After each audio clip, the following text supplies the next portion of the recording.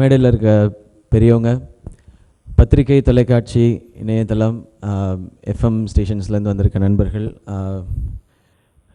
Cameraman, still photographers and வந்திருக்கிற எல்லாருக்குமே என்னுடைய பெரிய வணக்கம். ரஜினி முருகன் என்னுடைய 8வது படம். ஃபஸ்ட்டு இந்த டைட்டில் ரஜினி முருகன் சொல்லும்போது பொன்ராம் சார்ட்ட வந்து, ஏன் சார், ப்ளீஸ் சார், ஏற்கனவே வந்து நிறைய பேர் என்னென்னமோ சொல்கிறாங்க சார், வேணாம் சார், விட்டுறலாம் சார் அப்படின்னு. இல்லை, டைட்டில் இப்போ வச்சு மைண்டில் வச்சுக்கோங்க, அப்புறமா நான் கதை சொல்கிறேன், நீங்கள் அப்புறமா கேட்டு சொல்லுங்கள் அப்படின்னாரு. ஓகே சார் அப்படின்னு நான் விட்டு வந்துட்டேன். அப்புறமா கதை சொல்ல ஆரம்பிச்சார். ஏன்னா ரஜினி முருகன் டைட்டில் வச்ச பிறகு 2 விஷயம் இருக்குது. ஃபஸ்ட்டு கேள்வி என்னவாக இருக்குன்னா, எதுக்கு இந்த டைட்டில் இப்போ வைக்கிறான், இவனுக்கு என்னவா அப்படின்னு சொல்லி எல்லாருமே கேட்பாங்க. 2வது கேள்வி என்னவாக இருக்குன்னா, இது என்ன, எப்படி நம்ம ஜஸ்டிஃபை பண்ண போகிறோம் படத்தில் அப்படிங்கிறது தான். இந்த 2 பயம் எனக்குள்ளே இருந்துச்சு. அவர் கதை சொல்ல ஆரம்பித்தார். ஒரு 20வது நிமிஷம் 25வது நிமிஷம் அந்த கதை போகும்பொழுது அங்கே ஜஸ்டிஃபை பண்ணிட்டார். ஃபஸ்ட்டு டைட்டில் ஏன் வச்சோம் அப்படின்னு சொல்லிட்டு. ஓகே, இதை சுற்றி தான் படம் இருக்க போதா அப்படின்னா அதுலேருந்து வேறு ஒரு கதை சொன்னார். ஓகே, அதுக்கப்புறம் எனக்கு அந்த நம்பிக்கை வந்துருச்சு. இந்த படம் ஒரு ஃபஸ்ட்டு வரும் பொழுதோ இல்லை படம் பார்த்து முடிக்கும் பொழுதோ இந்த டைட்டில் ஏன் வச்சன்றதுக்கான ஜஸ்டிஃபிகேஷன் படத்துக்குள்ளே இருக்கும் அண்ட் அந்த கேள்வி இருக்காது அப்படிங்கிறது. அண்ட் அதுக்கப்புறம் தான் இது வெளியில் அனௌன்ஸ் பண்ண பிறகு ஏன் டைரக்டர் சார் இதை யோசிச்சார் அப்படிங்கிறதுக்கான எல்லா மீனிங்குமே இருந்துச்சு. முதல்ல அட்ராக்ஷன் கிடச்சிருச்சு. வருத்தப்பட வாலிப சங்கம் டீம் திரும்ப ஒரு படம் பண்ணுறாங்க, அந்த படத்தோட பேர் ரஜினி முருகன் அப்படின்போது நல்லா இருக்கே, பாசிட்டிவாக இருக்கே அப்படின்னு சொன்னாங்க. ஓகே, அப்போ அது மீண்டும் ஒரு முறையை புரிஞ்சிக்க வேண்டிய விஷயம் தான். எப்போவுமே டைரக்டர்ஸ் தான் வந்து, எப்போவுமே அவங்க தான் வந்து கேப்டன், அவங்க தான் புத்திசாலிகள், அவங்க சொன்னால் சரியாக இருக்கும் அப்படிங்கிறதுக்கான அதை நான் புரிஞ்சுக்கிட்ட இன்னொரு இடம்னு கூட சொல்லலாம். அண்ட் இந்த ரஜினி முருகன் இந்த படம் ஆரம்பித்தது வந்து ஓகே, எங்களுக்கு பெரிய ப்ரெஷர் தான் நிச்சயமாக. வருத்தப்பட வாலிப சங்கம் மாதிரியான ஒரு பெரிய படம் பண்ண பிறகு அடுத்து அதே டீம் சேர்ந்து ஒரு படம் பண்ணுறோன்னா பெரிய ப்ரெஷர் தான். ஆனால் எனக்கு இருந்த பெரிய நம்பிக்கை என்னென்னா பொன்ராம் சார். ஏன்னா பொன்ராம் சார் எப்போவுமே கதையை எழுதும் பொழுது இதுக்குள்ளே வந்து இப்படி ஒரு ட்விஸ்ட் இருக்கணும், இதுக்குள்ளே இப்படி ஒரு இன்டர்வல் பிளாக் இருக்கணும், இப்படி இது இந்த மாதிரியான ஒரு இது இருக்கணும் அப்படின்ற மாதிரி யோசிக்கவே மாட்டாங்க. எப்போவுமே லைஃப்பில் நம்ம பார்த்த விஷயங்கள் ஸ்க்ரீனில் ப்ரெசென்ட் பண்ணும்பொழுது தேட்டரில் உட்காந்துருக்க 700 பேர் அவங்க எப்படி ரியாக்ட் பண்ணணும் அப்படிங்கிறது தான் மைண்டில் இருக்கும். அதை ப்ரொஜெக்ட் பண்ணும்பொழுது தெளிவாக இருக்கும். அதை வருத்தப்பட வாலிப சங்கத்திலே பார்த்தேன். எனக்கு வருத்தப்பட வாலிப சங்கம் ஃபஸ்ட்டு அவர் கதை சொல்லும் பொழுது அது இவ்வளோ பெரிய படம், கதை நல்லா இருக்குது, நம்ம பண்ணால் நமக்கு சூட் ஆகும் அப்படிங்கிற நம்பிக்கை இருந்து. பட் இவ்வளோ பெரிய சக்ஸஸ்க்கு மிக முக்கியமான காரணம் வந்து பொன்ராம் சார் தான். ஏன்னா இமானண்ணன் போட்டு கொடுத்த அவ்வளவு சூப்பரான சாங்ஸை படத்தில் நல்ல காட்சிகளோடையும் நல்ல ஹியூமரோடையும் தெளிவாக ப்ரெசென்ட் பண்ணது தான் ஃபஸ்ட் ரீசன் நினைக்கிறேன். ஸோ பொன்ராம் சார் மேலே ஃபுல் கான்ஃபிடென்ஸோடு இறங்கிட்டோம். நான் ஃபஸ்ட்டு கதை கேட்டு சூரியன் எனக்கு ஃபோன் அடிச்சிட்டேன். சூரியனை கதை நான் கேட்டேன், நீங்கள் எப்போ கேட்க போகிறீங்கன்னு. கார்த்தி இந்த கேட்டுறேன் கார்த்தி, கொஞ்சம் ஷூட்டிங் வேலை இருக்குது, இந்த கேட்டுறேன் அப்படின்னாரு. அப்புறம் திரும்ப ஒரு வாரம் 10 நாள் கழித்து ஃபோன் பண்ணேன். கார்த்தி அது எது கார்த்தி கேட்கணுமா கார்த்தி, அது நல்லா தான் இருக்கு, நான் பண்ணிக்கலான்னு. இல்லைண்ணே கேளுங்கண்ணே, உங்கள் ரோல் எப்படி இருக்குன்னுலாம் தெரிஞ்சுக்குங்க அப்படின்னு சொல்லும்போது அவர் நானும் சூரியனும் படம் நடித்தோன்னா நான் அந்த படம் எப்படி இருக்குன்ற அளவுகோல் வந்து சூரியன்கிட்ட தான் கொடுத்துருவேன். எனக்கு டிசைட் பண்ண தெரியாது. நான் நடிச்சிருக்க படத்தை என்னால் வந்து மெஷர் பண்ண முடியாது, இது எப்படி இருக்கும் என்னவாக இருக்க போகுதுன்னு. ஃபஸ்ட் ஆஃப் கேட்டு வந்துட்டு சொன்னார் சூரியனை, கார்த்தி செம்மையாக இருக்குது கார்த்தி, நம்ம ஸ்கோர் பண்ணுறதுக்கு நிறைய இடம் இருக்குது கார்த்தி அப்படின்னாரு. அவனே வேலை நிறையா இருக்குது அப்படின்னு சொன்னான். ஸோ இப்படி ஆரம்பித்தது தான் இந்த படம். டிஃப்ரென்ஸ் நிறையா சொன்னாங்க. வருத்தப்பட வாலிப சங்கத்துக்கும் இதுக்குமான டிஃப்ரென்ஸ் என்னென்னா அதான் சொன்னாங்க. நான் அதில் வந்து வேலைக்கே போகக்கூடாது அப்படின்னு நினைக்கிறாள், இதில் வந்து எப்படியாவது வேலைக்கு போகணுன்னு நினைக்கிறாள்.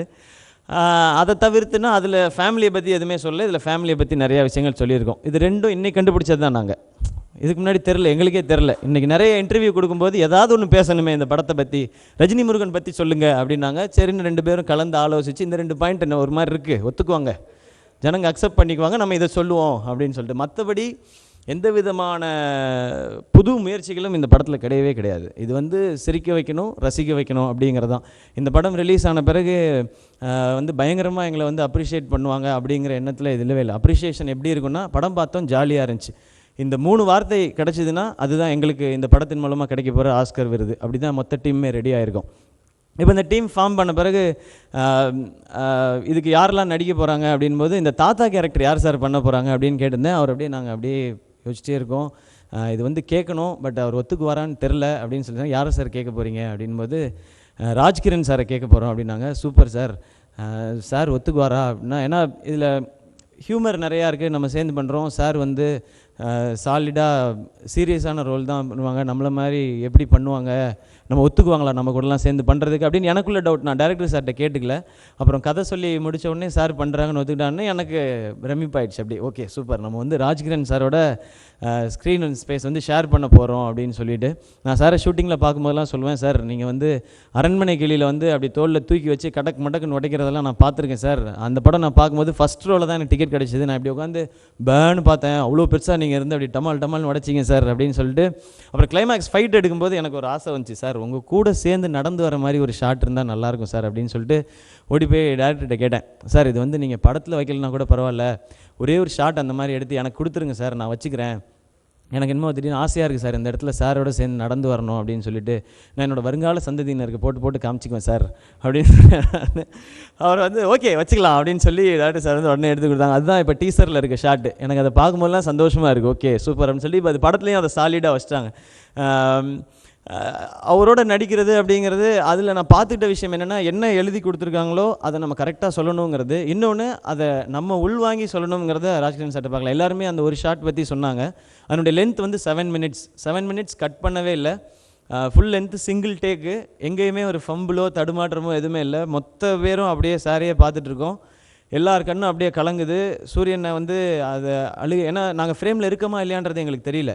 நம்ம அழுகக்கூடாது இந்த சீனுக்கு, ஏன்னா இது மற்றவங்களுக்கு சொல்கிற விஷயந்தான். நாங்கள் அப்படியே எங்களை அப்படியே ஒருத்தர் மாறி கண்ட்ரோல் பண்ணிக்கிறோம், அப்படியே பார்க்குறோம். பட் அப்போ தான் புரிஞ்சுக்கிட்டேன், ஓகே சார் வந்து இந்த சீனை வந்து நடிச்சுட்டு ஓகே போயிடலாம், இன்றைக்கி ஷூட்டிங் வந்திருக்கோம் அப்படிங்கிறது இல்லை.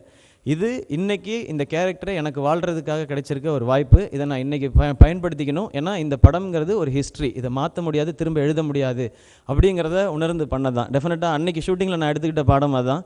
இனி ஒவ்வொரு சீனையுமே லைஃப்பில் அப்படி தான் அப்ரோச் பண்ண நினைக்கிறேன். ஹியூமர் நமக்கு வருது, ஓகே ஜாலியாக பண்ணிடலாம் அப்படிங்கிறது இல்லாமல் அது பெரிய படிப்பினை எனக்கு மட்டும் இல்லை, ஒட்டுமொத்த யூனிட்டுக்குமே. ஸோ ராஜ்கிரண் சார் ஒரு பெரிய பக்கபலம் இந்த சைடு. ஏன்னா நானும் சூரியன் எங்களை வந்து பயங்கரமாக சப்போர்ட் பண்ணி பேலன்ஸ் பண்ணுறதுக்கு ராஜ்கிரண் சார். இப்படி ஆப்போசிட்டில் வந்து வில்லனா யார் சார் நடிக்க போகிறா அப்படின்னா, ஃபஸ்ட்டு கேட்டப்போ சமுத்திரகனி சார் அப்படின்னு சொன்னாங்க. ஓகே சமுத்திரகனி சார் சூப்பராக இருக்கும் அப்படின்னு சொல்லிட்டு எனக்கு சார் போய் சமுத்திரகனி சார் கமிட் பண்ணுறதுக்கு முன்னாடி ஒரு 2 days முன்னாடி சமுத்திரகனி சார் கூப்பிட்டு, உனக்கு ஒரு லைன் சொல்கிறேன் தம்பி, நீ கேளு, இந்த கதை பிடிச்சிருந்தா நம்ம பண்ணலாம் அப்படின்னு சொன்னார். உடனே ஒரு கதை சொன்னார். ஓகே அப்படின்னு இன்டர்வல் பாயிண்ட் சொன்னார். ஓகே சூப்பர் அப்படின்னு சொல்லிட்டு, ஓகே நல்லா இருக்குது சார் அப்படின்னு. இப்போ ஃபுல் கதை சொல்கிறேன். ஃபுல் கதை சொல்லி முடிச்சேன்னு, சார் நான் ஒரு கதை சொல்லிட்டா அப்படின்னு சொன்னேன். சொல்லுப்பா அப்படின்னாரு. நான் ரஜினி முருகன் கதையை ஒரு 10 minutes சொன்னேன். என்னப்பா 2 ஒரே கதையாக இருக்குது அப்படின்னாரு. ஆமாம் சார் நல்ல வேலை சார், இது வந்து ஏதோ கடவுள் செயல் தான் நடக்குதுன்னு நினைக்கிறேன், கரெக்டாக வந்து பார்த்துட்டோம் அப்படின்னு சொல்லி பேசிட்டு, என்னென்னா அந்த மாதிரி கதையாக வேறு தான் ரெண்டுமே. பட் ஐடியாவாக படத்தில் ஒரு விஷயம் இருக்குது, அது படம் பார்க்கும்போது புரியும். இது ரெண்டும் உள்ளே வந்த பிறகு, தம்பி நம்ம சரியான விஷயங்களை தான் யோசிச்சிருக்கோம், அப்போ நம்ம இந்த படத்தில் சம்மந்தப்படுறதுங்கிறது கரெக்டாக இருக்கும். இது பொன்றா வந்து கதையை சொல்லனாலும் சரி, நான் அந்த படம் பண்ணுறேன், அது என்ன ரோல் என்னன்றதுலாம் எனக்கு தெரியாது, நான் அந்த படத்தில் இருக்கேன் அப்படின்னு சொன்னார் சமுத்திரகனி சார். இன்றைக்கி வர முடியல சார், அவருக்கு பெரிய தேங்க்ஸ். ஏன்னா அந்த ரோல் எடுத்து பண்ணுறதுங்கிறது ஒரு வில்லன் ரோல் தான். பட் ஆளை கூட்டு வந்து அடிக்கிறது, ஹீரோவோட சண்டை போடுறது அப்படிங்கிறதுலாம் எதுவுமே இல்லை. ரொம்ப கன்னிங்காக சண்டைக்கும் வராமல் பிரச்சனையும் முடிக்காமல் அப்படியே போட்டு மனுஷனை டார்ச்சர் பண்ணிகிட்டு இருக்க மாதிரி ஒரு கேரக்டர், பேர் மூக்கன்ற கேரக்டரில். ஸோ சமுத்திரகனி சார் இந்த பக்கம் சப்போர்ட்டும் போது எங்களுக்கு ஷூட்டிங் ஸ்பாட்டே பயங்கர பரபரப்பாக இருக்கும். எப்போவுமே இந்த பக்கம் ராஜ்கிரண் சார், சமுத்திரகனி சார், அப்புறம் சூரியன் அப்படின்னு சொல்லிட்டு அவங்களோட பேசி பழக தான். இந்த பக்கம் இன்னொரு பக்கம் ஞானசம்பந்தன் சார். அவர் வந்து ஒரு 5 நிமிஷம் பேசினார்னா அதில் 50 ஜோக் சொல்லிடுவார். நம்ம அதில் 4 ஜோக்கை நம்ம மைண்டில் வச்சுக்கிட்டு அப்புறமா சிரிக்கணும். நம்ம இல்லைன்னா மிஸ் பண்ணிடுவோம் மொத்தமாக. ஐயோ இவர் அப்போ சொன்னது அதுக்கு சிரிக்கிறதா இருங்க சார், டைம் கொடுங்க சார், ஒரு 1/2 hour லஞ்ச் பிரேக்கில் சிரிச்சிட்டு வரேன் சார் அப்படின்ற லெவலில் தான் இருக்கும். அவரோட நடிச்சுன்றது உண்மையிலே பயங்கரமான எக்ஸ்பீரியன்ஸ். அவர்கிட்ட நிறைய அவர் எப்படி ஸ்டேஜில் பேசுவாங்க அப்படிங்கிறதெல்லாம் நிறையா கேட்டுக்குவோம். ஸோ இந்த பக்கம் சார். அண்ட் இன்னொன்று ஒரு போர்ஷனில் வந்து இது வந்து ரோல்னு சொன்ன கெஸ்ட் அப்பியரன்ஸாக வந்து மனோபாலா சார் பண்ணியிருக்கார். அவர் வந்து ஒரு ஆடி ஷோரூம் ஓனராக பண்ணியிருக்காரு. அப்படின்போது அந்த ஆடி ஷோரூம் எப்படி இருக்கும் நீங்கள் தெரிஞ்சுக்கலாம் சார். மனோபாலா சார் வந்து எனக்கு ஏன் அவர் எவ்வளோ ஸ்போர்ட்டிவ்னா, ஏன் இன்னும் 4 சீன் இல்லை, எனக்கு 5 சீன் இல்லை, அதெல்லாம் கிடையாது. எனக்கு இந்த சீன் இருக்குது, இதில் தம்பி நம்ம சூப்பராக பண்ணுவேன்டா நம்பி, நீ வா நீ நம்ம பண்ணிடுவோமா, ஓகேடா தம்பி அப்படின்வார். சார் ஓகே சார் இருக்கு சார், உங்கள் வாய்ஸ் தான் சார் ஈஸியாக வருது, ஸ்லோவாக பேசினா போதும் சார் உங்கள் வாய்ஸ் சார். அங்கே சூரியன் ஒரு பஞ்ச் சொல்லுவார், சார் ஒரு பஞ்ச் சொல்லுவார், அது ஜாலியாக அப்படியே போயிட்டே இருக்கும். ஸோ ஆக்சுவலாக எங்களெல்லாம் சேர்த்து படம் பண்ணுறதுங்கிறது ஒரு பெரிய விஷயம் தான். அதுக்கே தனி அவார்டு கொடுக்கணும் பொன்ராம் சாருக்கு. அவர் எழுதிட்டு வர்றது 4 பக்கம் தான், நாங்கள் அதை 10 பக்கமாக்கி இப்போ மண்டையை பிச்சுக்கிட்டு இருக்காங்க, எதை தூக்கலாம் எதை வைக்கலாம், இதை வச்சா சூரியன் அதை எடுத்தீங்கன்றார், இந்த பக்கத்தை எடுத்தால் நான் ஏன் இதை எடுத்தீங்கன்றேன், இன்னொன்று தூக்குனா இல்லை இது நல்லா இருக்குது இதை ஏன் தூக்கணும் அப்படின்னு அவர் வந்து ஒரு மாதமாக ட்ரிம்மிங்கை மட்டும் பண்ணிட்டு இருக்காரு. எடிட்டிங்லாம் முடிச்சிட்டாரு. இது எங்கே போய் நான் தூக்குறது, என்ன பண்ணுறது, அந்த லெவலில் தான். ஸோ நாங்கள் எல்லோரும் சேரும்போது இப்படி தான் பண்ணி கொடுத்துருவோம். பட் அவர் வந்து இது மாதிரி தான் வருத்தப்பட வாலிபர் சங்கம் எனக்கு தெரிஞ்சு 3.5 மணி நேரம் இருந்துச்சுன்னு நினைக்கிறேன். இல்லை சார்? ஆமாம், நாங்கள் எப்போவுமே ஒரு காவியமாக எடுத்துகிட்டு வந்துடுவோம். அதை படமாக மாற்றுறது அவருடைய கையில் தான் இருக்கும். அண்ட் அதுக்கப்புறம் பேசினா கீர்த்தி சுரேஷ். இந்த படத்தில் வந்து நிறைய பேர் கூட கேட்டாங்க, இந்த ஹீரோயின் தான் வேணும், இந்த ஹீரோயின் தான் வேணும் அப்படின்னு நீங்கள் கேட்குறீங்களாமே அப்படின்னு சொல்லிட்டு. நமக்கு எந்த ஹீரோயினாக இருந்தாலும் ஹாப்பி அப்படிங்கிறதுக்கு இன்னும் ஒரு எக்ஸாம்பிள் தான் கீர்த்தி சுரேஷ். இந்த படத்தில் நடிச்சிருக்காங்க. அண்ட் பெரிய அட்வான்டேஜ் தமிழ் அவங்களுக்கு பேச தெரிஞ்சது அண்ட் படிக்க தெரிஞ்சது. ஏன்னா சீன் பேப்பரை கொடுக்கும் பொழுது என்ன இம்ப்ரவைசேஷன்னாலும் ஸ்பாட்டில் பண்ணிக்கலாம். அவங்க கேஷுவலாக பண்ணுவாங்க. முதல்ல ஒரு ஃபஸ்ட்டு 3-4 டேஸ் ஃபஸ்ட்டு வந்து நடித்தாங்க. ரொம்ப அமைதியாக டைலாக் வந்து ஃபோர்ஸாக இருந்தால் கூட அது ரொம்ப சாஃப்டாக பேசினா. அப்புறம் டேரக்டர் சாரும் எங்களுக்கும் டவுட்டு, சார் போக போக சண்டை போடுற மாதிரியான விஷயங்கள்லாம் இருக்கே, இது வந்து ரொம்ப சாஃப்டாக பேசுகிறாங்களே, எப்படி சார் அப்படின்னு அவர்கிட்டார்.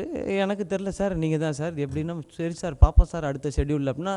அடுத்த ஷெட்யூல் எங்கே போயிட்டு வந்தாங்கன்னு தெரில, வேறு ஏதாவது படம் நடிச்சு முடிச்சுட்டு வந்தாங்களா, ஃபுல்லாக ரைடு கிளப்புறாங்க. என்ன அப்படின்னா, சென்னையில் தான் படித்தேன் அப்படின்னா, டிப்பிக்கலாக இங்கே படிச்சுட்டு ஊருக்குலாம் வந்து அந்த ஒரு மென்டாலிட்டி இருக்குல்ல, இவனுங்களாம் என்ன பெரிய இவனுங்க, நாங்கள்லாம் மெட்ராஸ்லேயே படித்தவங்க அப்படின்னு அந்த மென்டாலிட்டியிலே தான் அவங்களோட சீக்வன்ஸ் இருக்கும். ஸோ இந்த படம் அவங்க இந்த படத்துக்கும் பெரிய ப்ளஸ், இந்த படம் அவங்களுக்கு கெரியருக்கும் லைஃபுக்கும் பெரிய ப்ளஸ்ஸாக நிச்சயமாக இருக்கும். அண்ட் அதுக்கப்புறம் நான் பேச போகிறது பாலசுப்ரமணியம் சார் பற்றி. அவரை பொறுத்த வரைக்கும் ஆர்டிஸ்ட் அழகாக தெரியணும், ஹீரோ ஹீரோயின்றது அவங்க மட்டும்தான் அப்படின்றது இல்லை, யார் ஃப்ரேமுக்குள்ளே இருந்தாலும் அழகாக தெரியணும் அப்படிங்கிறதான். நான் நடுவில் ஒரு முறை பிசி ஸ்ரீராம் சாரை சந்தித்து பேசும்பொழுது அவர் சொன்னார், பாலு வந்து எப்போவுமே எல்லாமே அழகாக இருக்கணும்னு யோசிப்பார். என்கிட்ட அசிஸ்டண்ட்டாக ஒர்க் பண்ணும்போது கூட நான் ஃப்ரேமில் ஏதாவது ஒன்று வச்சுருப்பேன், திடீர்னு பார்த்தா அந்த செடியையும் மரத்தையும் தொடச்சிட்டு இருப்பார். என்னடா பண்ணுறேன்னா, இல்லை சார் செடி அழகாக இருக்கணும் சார் அப்படின்னுவார் அப்படின்னு சொல்லிட்டு. ஸோ அந்த தாட் படம் பார்க்கும்பொழுது கிறிஸ்டல் கிளியராக இருக்கும். இது வந்து ஊரில் நடக்குதுன்றதுக்காக சும்மா எப்படி வேணால் எடுத்துடலாம் அப்படின்றது இருக்காது, தெளிவாக அழகாக இருக்கும். இந்த படத்துலேயும் என்னை அழகாக காமிச்சதுக்காக பெரிய தேங்க்ஸ் சார். அண்ட் அதுக்கப்புறம் இன்னொரு பெரிய கெமிஸ்ட்ரி பேர் சொல்லிட்டு வந்தாங்க, பேர் கெமிஸ்ட்ரி அப்படின்னு சொல்லி. ஆக்சுவலாக எக்ஸ்ட்ராடினரி கெமிஸ்ட்ரி ஒர்க் அவுட் ஆகிறது வந்து அங்கே 2 பேர் உட்காந்துருக்காங்க, இமான் அண்ணன், யுகபாரதி சார். அவங்களுக்குள்ளே தான் நினைக்கிறேன் ஒரு பாட்டை வந்து, அதுவும் எதிர்பார்ப்புக்குரிய ஒரு படத்தில் வந்து ஒரு பாட்டை எடுத்த உடனே இன்ஸ்டன்ட் ஹிட் ஆக்கி வைரல் ஆக்குறதுங்கிறது பெரிய விஷயம். அது வந்து அவங்க 2 பேருடைய புரிதல் தான் சாத்தியமாக்குச்சுன்னு நினைக்கிறேன். இந்த படத்தில் இருக்க ஒவ்வொரு பாட்டுமே வந்து கேட்ட உடனே எல்லாருக்கும் பிடிக்கணும், இன்ஸ்டண்ட்டாக ஹிட் ஆகணும் அப்படிங்கிறதுக்கான ஐடியா தான். இது வந்து படத்துக்கு பெரிய வலுவாக இருக்கணும் அப்படிங்கிற ஐடியா தான். ஏன்னா காமெடியாக படம் போயிட்டே இருக்கும்பொழுது வர்ற ஒவ்வொரு பாட்டும் கதை இன்னொரு லெவலுக்கு தான் நவுத்திட்டு போகணும் அப்படிங்கிற மாதிரியான ஒரு ஐடியாவில் இருக்க பாட்டு தான். ஸோ அந்த வகையில் அவங்களுடைய காம்பினேஷனில் எப்பவுமே பாட்டு நல்லா இருந்திருக்கு, இந்த படத்துலேயும் நல்லா வந்திருக்கு. அவங்களுக்கும் தேங்க்ஸ் சொல்லிக்கிறேன். ஏன்னா இன்றைக்கி பாட்டு பெரிய அடையாளமாக மாறி இருக்கு. மனம் கொத்தி பறவை, அதுக்கப்புறம் வருத்தப்பட வாலிபர் சங்கம், அப்புறம் இந்த படம் இமானனுக்கும் எனக்குமான 3வது படம் இது. அண்ட் யுகபாரதி சார் தான் எனக்கு இது வரைக்கும் அதிகமான பாட்டு எழுதுனது. நான் 35 பாட்டு எனக்கு இது வரைக்கும் வந்திருக்கு, அதில் 20 பாட்டு யுகபாரதி சார் தான் எழுதியிருக்காரு. தேங்க்யூ சார், அதுக்கு பெரிய நன்றி. இமானனுக்கு நான் எப்போவுமே தேங்க்ஸ் சொல்லிட்டு தான் இருக்கணும், அது இந்த மேடையில் மட்டும் சொல்கிறது பார்த்தா நினைக்கிறேன். ஸோ நான் ஒரு அண்ணன் அப்படின்னு சொல்கிறதுக்கு அதுக்கு எப்போவுமே உண்மையாக இருக்கணும்னு ஆசைப்பட்றேன். ஏன்னா இந்த படத்துக்காக இப்படின்றதெல்லாம் இல்லாமல் எல்லா படத்துக்கும் இப்படி தான் வேலை செய்யணும் அப்படின்னு சொல்லி அவர்கிட்ட அந்த டெடிகேஷனையும் சின்சியாரிட்டியும் கற்றுருக்கேன். எப்போ போனாலும் அவர் ஸ்டுடியோவில் பார்க்கலாம். வேலை அதை கரெக்டாக செய்வோம், மீதி எல்லாம் நான் ரொம்ப டென்ஷன் ஆவேன். இந்த வேலை ஐயோ இது எப்படி இருக்க போது, எப்படி இருக்கும் தம்பி, வேலையை கரெக்டாக செஞ்சுருக்கோம் தம்பி, இது கரெக்டாக நடக்கும் அப்படின்னு எப்போவுமே என்னை சமாதானப்படுத்தி கரெக்டாக கூட்டிகிட்டு வர ஒரு இமானண்ணே. தேங்க்யூண்ணா இந்த படத்துலேயே அந்த பாடல்களுக்கு. அதுக்கப்புறம் இப்போ நான் பேச போகிறது 2 பேர் பற்றி. ஒருத்தர் ராஜா அண்ணன், அவருக்கு பெரிய தேங்க்ஸ். இந்த படம் அசம்பிள் ஆகி இது இவ்வளோ பெருசாக இன்றைக்கி இங்கே வந்து நின்றுருக்கிறதுக்கு எல்லாத்துக்குமே இன்னொரு மிக முக்கியமான காரணம் ராஜா அண்ணன், அவங்களுக்கு பெரிய நன்றி. அண்ட் ஃபைனலாக Lingusamy sir and Bose sir, பெரிய தேங்க்ஸ் சார். ஏன்னா இந்த படம் வந்து பண்ணுறதுக்கான சாத்தியக்கூறுகள் எப்படி இருந்தது, இதை பண்ணுறதுக்கான சிரமங்கள் என்ன இருந்தது அப்படிங்கிறது எல்லாருக்குமே தெரியும். படம் ஆரம்பிக்கிறதுக்கு முன்னாடி எனக்கு வந்து 2-3 பேர் பேசினாங்க. பேசிட்டு ஐயோ நீங்கள் ஏன் பண்ணுறீங்க அங்கே, இல்லையே அது கொஞ்சம் அவங்க நிறைய ப்ராப்ளம்லாம் இருக்கும், அதனால் நீங்கள் வெளில வந்து வேற எங்கேயாவது பண்ணிவிடுங்க அப்படின்னு எனக்கும் சொன்னாங்க, பொன்ராம் சாருக்கும் சொன்னாங்க. நான் மேடையில் சொல்லிக்கிறேன் சார், நீங்கள் இருந்துக்க வேணாம், ஏன்னா உண்மை என்னன்றது தெரியணும் இல்லையா சார். நிறைய பேர் சொன்னாங்க. அப்போ நானும் பொன்ராம் சாரும் பேசிக்கிட்டோம், ஓகே நம்ம இது வந்து ஓகே வெளில போய் இந்த படத்தை பண்ணால் இந்த படம் ரிலீஸ் ஆகும், படம் வரும், நம்ம நல்ல இயக்குனராக இருப்போம், நல்ல நடிகராக இருப்போம். பட் இப்போ இந்த சிச்சுவேஷனில் யார் கஷ்டம் நமக்கும் அப்படின்னு நினச்சிட்டு கூட நின்னால் நம்ம நடிகனாவோ இயக்குனராகவோ இருக்கிறத தாண்டி நல்ல மனிதனாக இருக்கலாம் அப்படிங்கிறதுல வந்து 2 பேரும் உறுதியாக இருந்தோம். இந்த படம் என்னவா வந்தாலும் சரி, என்ன பிரச்சனை இருந்தாலும் சரி, நாங்கள் எல்லாருமே லிங்குசாமி சார், போஸ் சார் பின்னாடி நிற்போம், நிற்கிறோம், நின்றுட்டே தான் இருப்போம். எங்களுக்கு இந்த படம் வரணும் அப்படிங்கிறத தாண்டி நாங்கள் எல்லாரும் ஜெயிக்கணுங்கிறது தான் எங்களுடைய ஆசை. இது வரும், இதுக்கு பிரச்சனை இருக்குது, இதுக்கு அந்த ப்ராப்ளம் இருக்குது, எல்லாருக்குமே ப்ராப்ளம் இருக்குது. ப்ராப்ளத்தை ஃபேஸே பண்ணலன்னா, நான் அடிக்கடி ரஜினி சார் சொன்ன லைனை தான் மைண்டில் வச்சுக்குவேன், சோதனையை சந்திச்சாதான் ஏன் சாதனை அப்படின்னு சொல்லி. சாதிக்கிற நாள் ஒரு நாள் இருக்குதுன்னு நினைக்கிறேன், இன்னும் கொஞ்ச நாளில். அன்றைக்கி இன்னும் டீட்டெயிலாக பேசலான்னு நினைக்கிறேன் இதை பற்றி. ஏன்னா நிறைய காயப்பட்டோம், நிறைய கஷ்டப்பட்டோம். அதுக்கெல்லாம் நாங்கள் இன்றைக்கி சந்தோஷமாக இன்றைக்கி இந்த டீசரை, இந்த போஸ்டரை இந்த இடத்துல எல்லோரும் உட்காந்து ஒன்றா பார்க்குறது தான் எங்களுடைய பெரிய சந்தோஷம்னு நினைக்கிறேன். இந்த ஸ்டேஜுக்கு இந்த படம் இங்கே வந்திருக்குன்னா இதை தாண்டி இன்னும் ஒரு பெரிய ஸ்டேஜில் இந்த படம் போய் நிற்கும். அன்றைக்கி அந்த ஸ்டேஜில் நாங்கள் எல்லாருமே அவங்கள இன்னும் சந்தோஷமான முகத்தோட சந்திப்போம் அப்படிங்கிற நம்பிக்கை இருக்குது. அண்ட் விவேக் கிருஷ்ணன் சார் உங்களுக்கும் பெரிய தேங்க்ஸ், அண்ட் துரைராஜ் சார் உங்களுக்கும் தேங்க்ஸ். அவருக்கு ஒரு பேர் வச்சுருக்கோம் அந்த படத்தில், எங்கள் ஆர்ட் டைரக்டருக்கு. ஏன்னா எந்த சீன் ஆர்ட் டைரக்ஷன் பண்ணணும் அப்படின்னு சொன்னாலும் செட்டு போடுங்க அப்படின்னு சொன்னால் வந்து பார்த்தா பேனராக இருக்கும். அதனால அவருக்கு பேனர்ஜி அப்படின்னு பேர் வச்சுருக்கிறோம் இந்த படத்தில் இருந்து. ஸோ பேனர்ஜி சார் உங்களுக்கும் எங்களுடைய நன்றி. அண்ட் எங்களுடைய டீம் எல்லாருக்கும், மேனேஜர்ஸ் எல்லாருக்குமே, அண்ட் அசிஸ்டன்ட் டைரக்டர்ஸ், மற்ற டெக்னீஷியன்ஸ், டெக்னிக்கல் டீமில் இருக்கிற எல்லாருக்கும் பெரிய பெரிய பெரிய பெரிய நன்றி. கிளம்புங்க. இல்லை அது இல்லை, வேறு எதாவது சொல்லியிருக்காங்க. ஓகே, எல்லாருக்குமே பெரிய தேங்க்ஸ். ஏன்னா ஒரு ஒரு பெரிய அழுத்தத்தில், பெரிய ப்ரெஷரில் ஒட்டுமொத்த டீமும் ஒரு ஜாலியான படம் பண்ணியிருக்கிறோம். இது மக்களை எல்லாரையும் சிரிக்க வைக்கணும் அப்படிங்கிறதான். சிந்திக்கிறதுக்கு எப்படி வருத்தப்பட வாலிப சங்கங்கள் அங்கங்கே இருந்துச்சு, எங்கே இருந்துச்சுன்னு கேட்காதீங்க, இருந்துச்சு. ஒரு 10 வாட்டி பார்த்தீங்கன்னா புரியும், அந்த மாதிரி விஷயங்கள் இருக்குது. அது மாதிரி விஷயங்கள் இந்த படத்தில் இருக்குது. ஃபேமிலியை விட்டு கொடுத்துடாதீங்க, வாழ்க்கையில் வந்து ஏதாவது முயற்சி பண்ணால் ஜெயிக்கலாம், அந்த மாதிரி அங்கங்கே அதை போட்டு ரொம்ப அழுத்தாமல் அதை அழகாக ஜாலியாக சொல்லியிருக்கிறோம். ஒரு என்டர்டெய்னிங்கான படம். இதில் புதுசாக என்ன இருக்குன்னு கேட்குறவங்களுக்கு புதுசாக திரும்பவும் சொல்லிக்கிறேன். ஏன்னா அதுலேருந்து என்ன பண்ண போகிறீங்க, அதையே எப்படி பண்ணுவீங்க அப்படின்னாங்க. அதையே பண்ணுறது தான் சிரமமான விஷயம். அந்த சிரமத்தையும் அந்த கஷ்டத்தையும் தான் தைரியமாக எடுத்துருக்கோம். வருத்தப்பட வாலிப சங்கம் மாதிரியான ஒரு ஜாலியான, குழந்தைகள்லேருந்து பெரியவங்க வரைக்கும் எல்லாரையும் ரசிக்க வைக்கிற மாதிரியான ஒரு படம். ரஜினி சார் பேரை வேறு வச்சுருக்கோம் அப்படிங்கிறதுனால அவர் படம் எப்படி ஜனரஞ்சகமாக இருக்குமோ அந்த மாதிரியான ஒரு முயற்சி தான். அவ்வளோ மாசாக இருக்குமான்னா தெரியாது, பட் எல்லாருக்கும் பிடித்த மாதிரியான படமாக எடுக்கணுன்றது தான் எங்களுடைய ஆசை. அதுக்கு தான் முயற்சி பண்ணியிருக்கிறோம். அண்ட் இங்கே வந்திருந்த எல்லாருக்கும் பெரிய நன்றி. அண்ட் இதை லைவாக பார்த்துட்டு இருக்க ஆடியன்ஸ் எல்லாருக்குமே பெரிய தேங்க்ஸ். உங்களுடைய சப்போர்ட் எங்கள் எல்லாருக்குமே, இங்கே இருக்கிற எல்லாருக்குமே தேவை. அண்ட் நீங்கள் கொடுக்குற சப்போர்ட்டுக்கு பதிலாக நாங்கள் எல்லாருமே உங்களை தொடர்ந்து என்டர்டெயின் பண்ணிகிட்டே இருப்போம். அண்ட் அந்த உறுதியோடையும் இந்த Rajini Murugan hit, super hit, black Bastar இது என்னன்றது தெரியல, அதை மக்கள் நீங்கள் தான் டிசைட் பண்ணணும். பட் நீங்கள் ஒரு நல்ல சப்போர்ட்டையும் முடிவையும் கொடுப்பீங்க அப்படின்ற நம்பிக்கையோடு இந்த இடத்துலேருந்து விடைபெறேன். ஒன்ஸ் அகெயின் எல்லாருக்குமே என்னுடைய மனமார்ந்த நன்றி. அண்ட் என் டீமில் இருக்க வேறு யார் பேரையாவது மிஸ் பண்ணியிருந்தா சாரி. அண்ட் இதில் இந்த படம் எஸ்பெஷலி இந்த ரஜினி முருகன் என் கரியரில் ரொம்ப முக்கியமான படம். இதுக்கு எல்லாருக்குமே சப்போர்ட் பண்ணியிருக்காங்க. அந்த சப்போர்ட் பண்ண எல்லாருக்கும் மீண்டும் மீண்டும் மீண்டும் ஒரு முறை நன்றியை தெரிவிச்சுக்கிறேன். இன்னும் நான் அப்போ சொன்ன மாதிரி இன்னும் ஒரு பெரிய ஸ்டேஜ், இன்னும் ஒரு சூப்பரான நாளில் இன்னும் நிறைய சந்தோஷத்தோடு உங்களெலாம் சந்திக்கிறேன். நன்றி, வணக்கம்.